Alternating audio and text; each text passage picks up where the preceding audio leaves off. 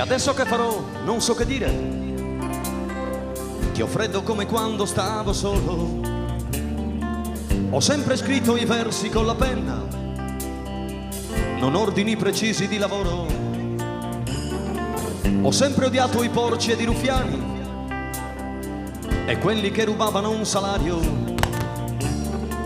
i falsi che si fanno una carriera con certe prestazioni fuori orario. Canterò le mie canzoni per la strada ed affronterò la vita a muso duro, un guerriero senza patria e senza spada, con un piede nel passato e lo sguardo dritto e aperto nel futuro. Ho speso 4 secoli di vita e ho fatto 1000 viaggi nei deserti, perché volevo dire ciò che penso, volevo andare avanti ad occhi aperti. Adesso dovrei fare le canzoni con il dosaggio esatto degli esperti, magari poi vestirmi come un fesso per fare il deficiente nei concerti.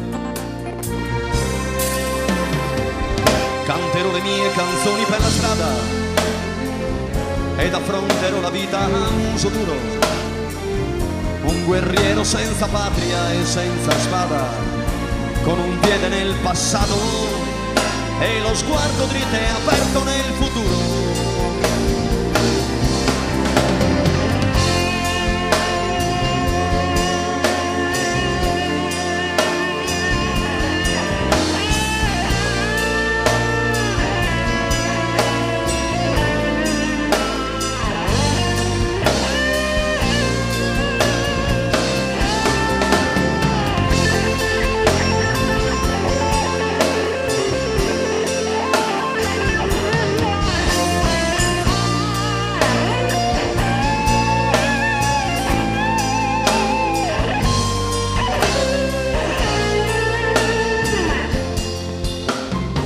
Non so se sono stato mai poeta e non mi importa niente di saperlo.